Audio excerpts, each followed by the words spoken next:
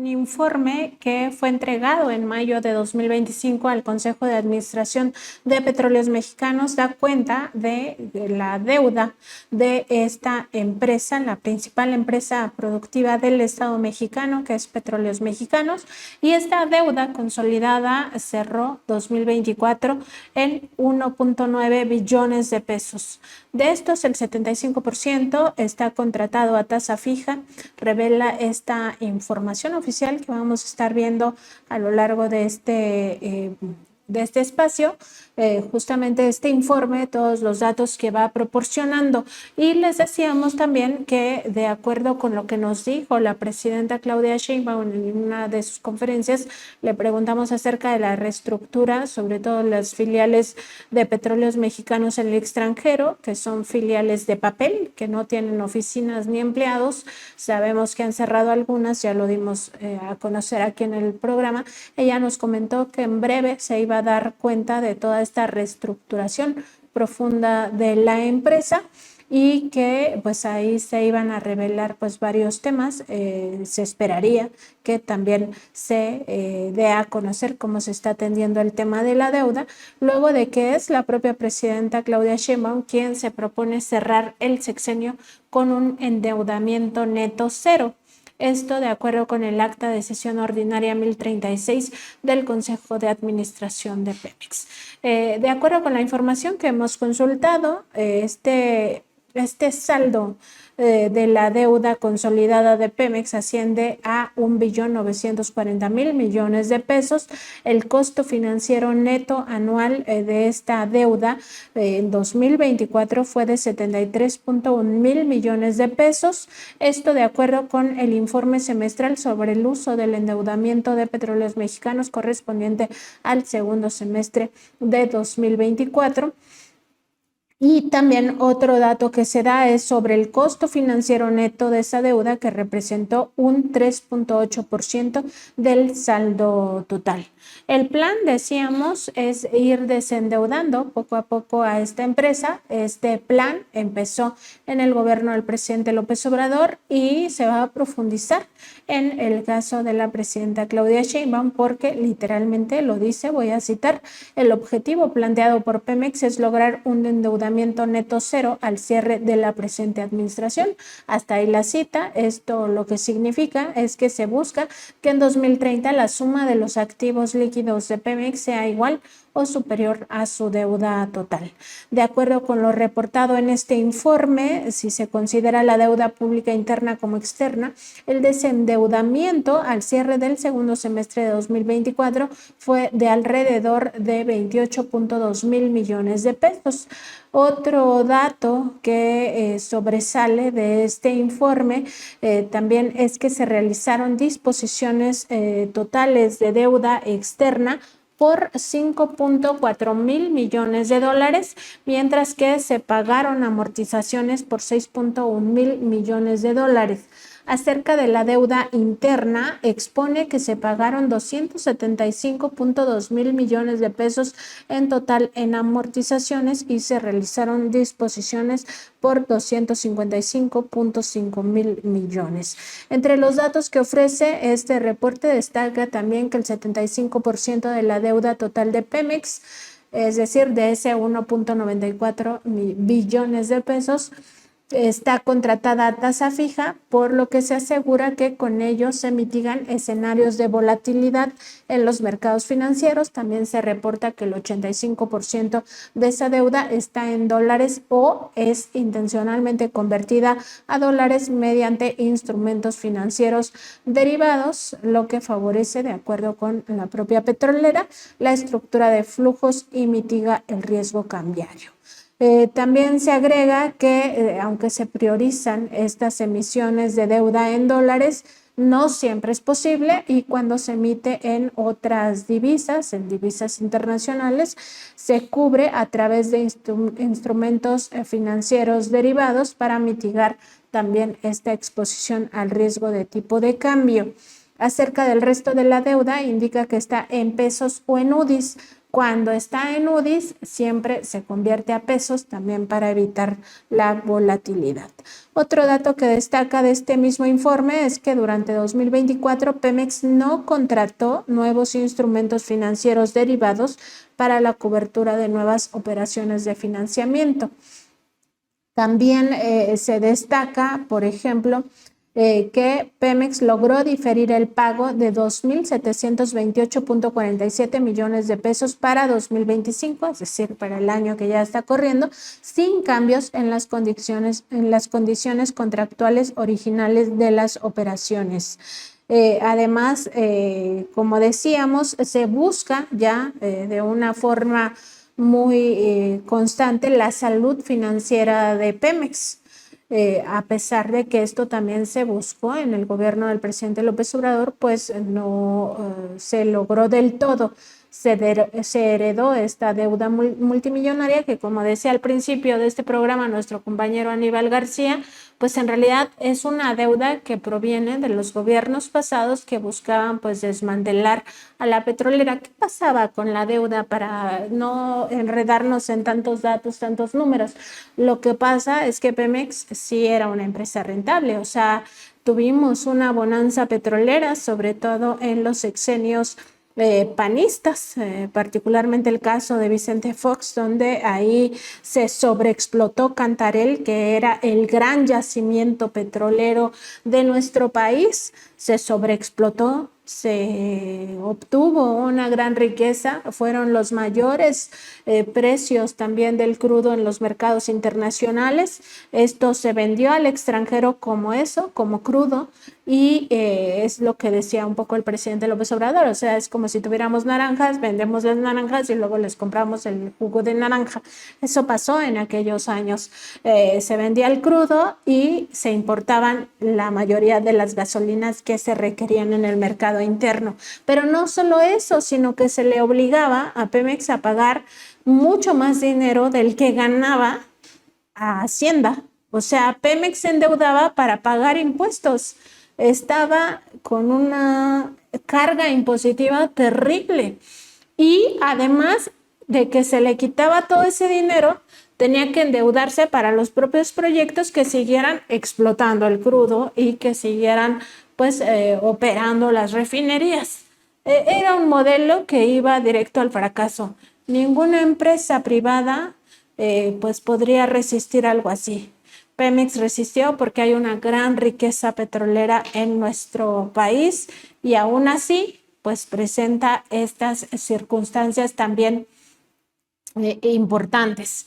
De esto que estamos viendo, de este reporte interno que se presentó al Consejo de Administración de Pemex, hay varios datos que son muy interesantes. Por ejemplo, se refiere que ya en el caso de todo el año pasado, las inversiones fueron fondeadas con ingresos propios, es decir, los recursos obtenidos tanto por las ventas de bienes y servicios como de otros ingresos y el uso de disponibilidades iniciales en caja. ¿Esto qué significa? Que Pemex ya logró estabilizar esta parte en el último tramo del gobierno del presidente López Obrador y el primer tramo del gobierno de la presidenta Sheinbaum, que es el año 2024, logra que sus inversiones sean fondeadas con ingresos propios. No ha tenido que pedir dinero prestado para fondear estas inversiones. ¿Y en qué se está gastando Pemex el dinero? Porque también podríamos pensar, bueno, pero antes sus inversiones iban casi que a fondo perdido porque lo que hacía era mapear los grandes yacimientos y al final entregarlos en las rondas petroleras que se instituyeron en el sexenio de Peña Nieto. No, ahora van directamente a estos proyectos que darán rendimiento entre 2024 y 2039. Se trata de, solamente en el segundo semestre de 2024, una inversión por 140.650 millones de pesos para 166 proyectos de infraestructura económica. ¿Qué significa infraestructura económica? Significan proyectos que van a dar rentabilidad en algún momento determinado en este periodo de los próximos 14 años. Eso es muy importante. El 92.9% de la inversión se destinó a proyectos de infraestructura económica, es decir, a construcción y adquisición de activos para la producción de bienes y servicios, rehabilitación, mantenimiento, modernización, modificación, sustitución y optimización de infraestructura para incrementar la vida útil o capacidad original de los activos. Acerca de la rentabilidad de esta cartera de proyectos, también se da a conocer que los recursos se han destinado principalmente a proyectos de Pemex Exploración y Producción, considerando que son proyectos estratégicos enfocados a la producción de crudo y gas, así como para restituir reservas de hidrocarburos de esta empresa petrolera. El valor presente de esas inversiones, señala Pemex en su informe, es positivo, lo que implica que el rendimiento de los proyectos resulta mayor a la tasa de descuento de 10% anual, misma que excede a la tasa del costo financiero neto anual del 3.8%. Esta inversión total que se hizo en 2024 fue por 301,248 millones de pesos y a Pemex Exploración y Producción se le destinó el 95.8% de ese total, es decir, 288,460 millones de pesos. ¿Qué proyectos son? Bueno, son proyectos de grandes yacimientos también, no comparados con Cantarell, pero sí muy importantes. Por ejemplo, están los campos petroleros Ixachi, Quesqui, Malop, Ayatzil, Sama, Tupilco Profundo, Crudo Ligero Marino, Cayap, Área Contractual Trión, Bacte, Integral Chuc Fase 1, Siquín, Mulac, Acal, entre otros. O sea, son, pues ya decíamos, tan solo del último semestre de 2024, 166 proyectos en, sobre todo, estos campos petroleros. Eso es muy importante porque la proyección que pues lanza Pemex es para 2025-2039. Y de acuerdo con estas proyecciones, considera Pemex que el valor presente del monto total de inversión estimado para esos 14 años será de 985,000 millones de pesos, de los cuales 626,000 millones corresponderían al componente base y 359,000 millones al componente incremental. Al respecto, apunta que se generaría un valor presente de los ingresos brutos por la venta de hidrocarburos de 4,060,000 millones de pesos para el mismo periodo de 2025 a 2039. Y también se observa que el Estado mexicano obtendría ingresos tributarios del orden de los 928,000 millones de pesos para este mismo periodo de 14 años. ¿Por qué es importante todo esto? Porque estamos hablando de una deuda de 1.9 billones de pesos, pero Pemex tiene proyectado para los próximos 14 años un ingreso, es lo que estima, de 4,060,000 millones de pesos. Lo que nos decían es que Pemex ya era un cascarón, que Pemex ya no tenía nada. Ese era el discurso. Se nos acabó la gallina de los huevos de oro, llegó a decir el gobierno de Peña Nieto, y pues ya vimos que no. Tiene vida y tiene vida mucho más allá de estos 14 años, porque aquí estamos hablando de campos que ya están descubiertos, que ya tienen inversión y que van a ser explotados de forma racional en los próximos 14 años, además con un beneficio adicional que con la recuperación del sistema de refinerías y también la adquisición de Deer Park, ahora sí vamos a procesar nosotros ese crudo y lo vamos a convertir en gasolinas, es decir, ya no vamos a vender las naranjas para después comprar y a muy caro precio el jugo de naranja, Aníbal. Pues es parte del panorama que vimos en este reporte tan importante de Pemex que estamos viendo aquí en el fondo, que es justamente este análisis que le presentan al Consejo de Administración de Pemex en mayo de 2025 y que nos permite ver pues cómo cierra el sexenio de López Obrador y cómo abre el sexenio de la presidenta Sheinbaum, y sobre todo esta proyección también importante de que quieren que la deuda sea cero en términos netos, es decir, que sea muy rentable Pemex y que no deba más de lo que ingresa. Claro, mira, yo creo que este tema es sumamente importante porque esta información, que además es una información de alta calidad, y voy a decir por qué. Primero, el tema de la deuda, de las reservas, de la producción y de la inversión. Son cuatro grandes rubros que son fascinantes, lo que están mencionando en esta información de mayo del 2025. ¿Por qué? Porque revierte en gran medida, en 6 años, todo un retroceso que tuvo la empresa pública Petróleos Mexicanos en 30 años. Es magnífico lo que hicieron en 6 años para revertir esos indicadores de producción que venía a pique y que sobre todo ese es uno de los saldos de la reforma energética del 2013. La producción se vino abajo, las reservas se vinieron abajo. La deuda incrementó de una forma inusitada. No hay forma de sostener una empresa así de endeudada. Creció solo en el sexenio de Enrique Peña Nieto más del 40% la deuda. ¿Cómo es posible que con una reforma como la que plantearon, en donde supuestamente iba a ser más productiva Petróleos Mexicanos, iba a ser mucho mejor la empresa ahora productiva del Estado, como se le dijo en 2013, pues tuviera ese tipo de indicadores de la deuda? Luego las reservas. Se perdieron 52.6% de reservas solo en el periodo de Enrique Peña Nieto. La producción cayó 30.8%, para que tengan una idea de los indicadores y de cómo estaban deshaciendo totalmente a Petróleos Mexicanos a partir de la reforma con este tipo de indicadores. Y el tema de la deuda, ese está en la página 7 de este informe, se nota claramente cómo sube la deuda a partir de los datos que vienen ahí en el informe del 2013 en adelante y se estabiliza ya cuando llega el gobierno del expresidente Andrés Manuel López Obrador. Tiene también la parte financiera, que eso es hacerla sustentable, que es ponerlo en renta fija. Pero aquí se da cuenta cómo a partir del 2019, 2020, 2021 y 2022 baja sobre todo la deuda. Y ahora el tema de los campos, que también es sumamente importante porque acabas de mencionar a uno que es que da el traste con la narrativa, que es el Campo Trión. El Campo Trión lo hicieron, lo descubrieron desde hace ya varios años, pero lo están manejando con Woodside Energy. Esta empresa es australiana y el Campo Trión es uno de los que apenas va a empezar en aguas profundas. ¿Qué es lo que quiere decir esto, Nancy y audiencia?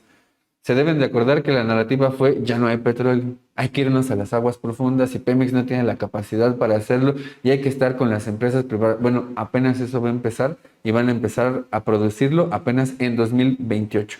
Para que tengan una idea de cómo nos manejaron la información en aquel entonces para manufacturar consenso, en el sentido de que era necesario la privatización de Petróleos Mexicanos. Mencionaste otro, que es el campo Ixachi, que es otro campo que también es sumamente importante por la calidad que tiene de petróleo, por la exploración que se va a hacer, pero sobre todo porque se espera que además de la inversión tenga una producción más o menos equivalente a 157.3 millones de pies cúbicos diarios de gas.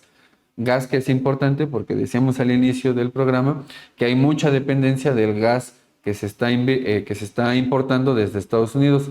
Va a ser sumamente relevante para cambiar el mix energético que tiene México, pero sobre todo para aumentar la seguridad energética, no solamente la soberanía, sino la seguridad energética, y nos da mayor amplitud de margen de maniobra con Estados Unidos. En algún momento, cuando nos quieran cerrar la válvula, México va a poder decir, bueno, tenemos la posibilidad de, con estos campos, que además viene una lista de campos que es sumamente interesante, que sobre todo están localizados en la región norte y región noreste, vamos a tener la posibilidad de hacer sustentable esta empresa las siguientes décadas. Y por último, lo importante, ¿por qué el plan 2039? La cartera de vencimientos o el perfil de vencimientos de la deuda es sumamente relevante en el sexenio de la presidenta Claudia Sheinbaum. Estamos hablando de que más o menos son poco más de 44.6 mil millones de dólares los que se van a tener que pagar de aquí al 2030, eso según lo que le informan a los inversores desde Petróleos Mexicanos. 2031, 2036 va a ser un sexenio en el que no se va a pagar demasiado según este perfil de vencimientos, son 14.5 mil millones de dólares. El pago más grande de ahí en adelante viene hasta 2039 y es de 23.9 mil millones.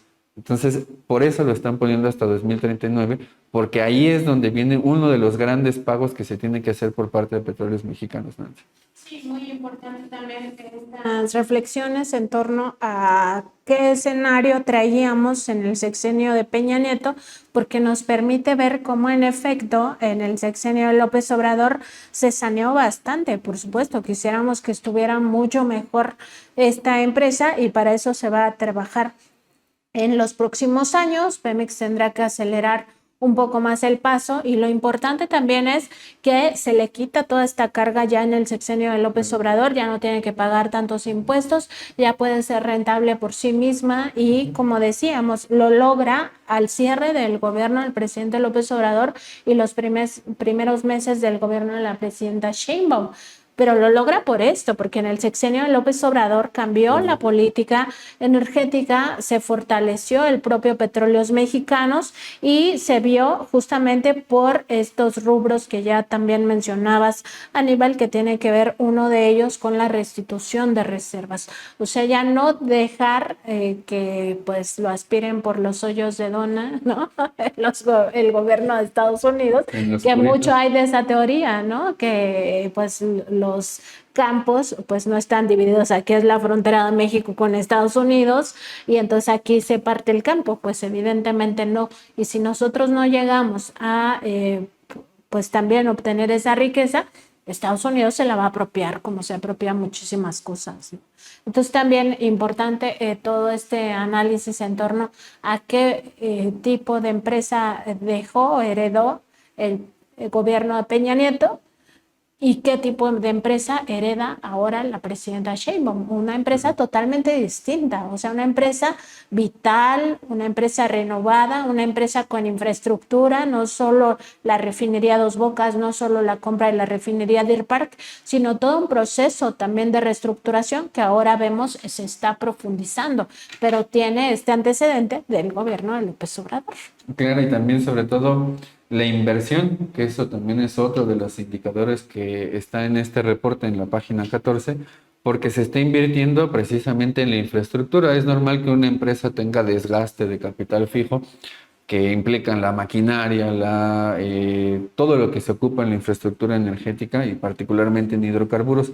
Pero lo que estamos viendo es que están anunciando inversiones que son para infraestructura, que eso es sumamente importante. Infraestructura económica es la mayor de todas, el mantenimiento que se está haciendo, las distintas adquisiciones, la infraestructura social. O sea, estás hablando de que es una empresa que está planeando no en el corto tiempo, no en función de qué le dejamos a los privados, sino en función del bienestar de la población mexicana y pensando a futuro con Petróleos Mexicanos, que como anunciaron en otra ocasión en la conferencia de prensa allá en Palacio Nacional, se espera que también Petróleos Mexicanos se renueve en función de las características que tiene actualmente el mundo y eso es una transición energética. Y Petróleos Mexicanos se va a tener que transformar, va a tener que cooperar mucho más con Comisión Federal de Electricidad para darle un mayor sustento energético al país en un futuro en el que es muy probable que los yacimientos remanentes de petróleo en el mundo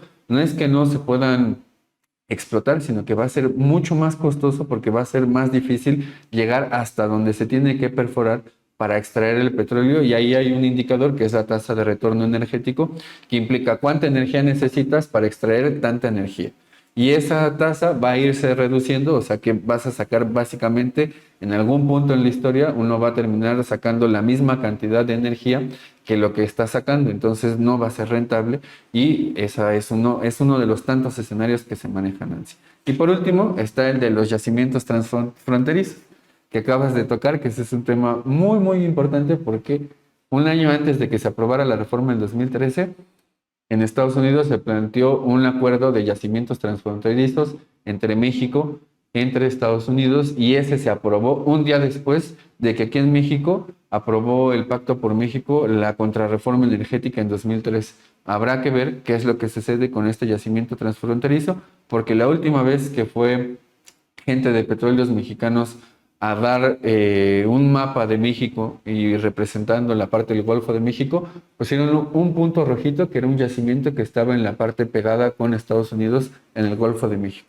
Y eso que describes tú es algo que se especuló, sucede, que es estar bombeando por la parte de abajo yacimientos transfronterizos, y eso se tiene que reacordar en función de los nuevos intereses que tiene el gobierno de México. Y yo creo, Aníbal, que ante todo la lección para el pueblo de México es toda la mentira que se difundió en aquel periodo neoliberal, particularmente los sexenios de Fox, Calderón y Peña Nieto, de que habíamos llegado al fin de esta riqueza petrolera y que entonces nos teníamos que ir acostumbrando a primero obtener dinero de otras digamos, de otras maneras, a través de los impuestos, y ahí se hablaba de que se pagaran impuestos por medicinas y alimentos, que eso grava sobre todo a la gente más pobre, ¿no? Que de por sí todos pagamos impuestos, y también incluían ahí a los franeleros, al comercio informal, amas de casa, todo querían grabar bajo digamos que el pseudo argumento de que se nos había acabado la riqueza petrolera. Y por otra parte, también nos decían que pues no había para más, o sea, ya no había más riqueza más que en las aguas profundas, y que en las aguas profundas nunca íbamos a llegar porque pues como éramos tan mensos los mexicanos, las mexicanas, nunca íbamos a tener esa tecnología. Pues ya se demostró, primero, que el pueblo de México tiene una grandeza que viene de su propia historia y que podemos crear tecnología. Se creó el Tren Maya, se creó la refinería Dos Bocas en tiempo récord. Eso desmantela por completo esa idea de que los mexicanos, las mexicanas, no podemos generar tecnología. Y se desmantela el otro pseudoargumento de que no había petróleo. Aquí estamos hablando de una proyección para 14 años y ni siquiera es todo lo que se puede explorar en ese mismo periodo de 14 años. Es decir, la reposición de las reservas puede aumentar en este periodo que sigue. Claro, y ahí recordar lo que decía Felipe Calderón, que cuando planteó esta reforma en 2008 decía, no, es que ya nos quedan 10 años de reservas petroleras. Están planteando todavía hacia la década de los, casi, la década de los 2040. O sea, es una rotunda falsedad, es como para poner lo que decía la presidenta Claudia Sheinbaum en el mentira, ¿no? O sea, porque es una cantidad de mentiras que virtieron constantemente para hacer este tipo de modificaciones a la ley. Y ahora, Nancy, eso también es importante. Un nuevo Poder Judicial que no va a parar reformas como las que sí se pararon cuando se planteó la ley de industria eléctrica o la ley de hidrocarburos. Y por otro lado, las reformas secundarias que dijeron el día de hoy en la conferencia ya le va a dar otra forma, otro contenido y por lo tanto vías judiciales para que Petróleos Mexicanos y la Comisión Federal de Electricidad no tengan este cúmulo de órganos autónomos que se hicieron para parar la política energética y para parar a estas dos empresas, la Comisión Reguladora de Energía, la Comisión Nacional de Hidrocarburos, por lo menos, que lo que hicieron fue parar las inversiones, parar a Petróleos Mexicanos, parar a la Comisión Federal de Electricidad, para abrirle campo y para abrirle cancha a los privados que en términos generales y con datos que también tiene el sistema de energía en México, pues no producen más del 10% del petróleo que se extrae. O sea, es ínfimo en realidad. ¿Y qué es lo que nos dijeron? Ya ahí vienen las inversiones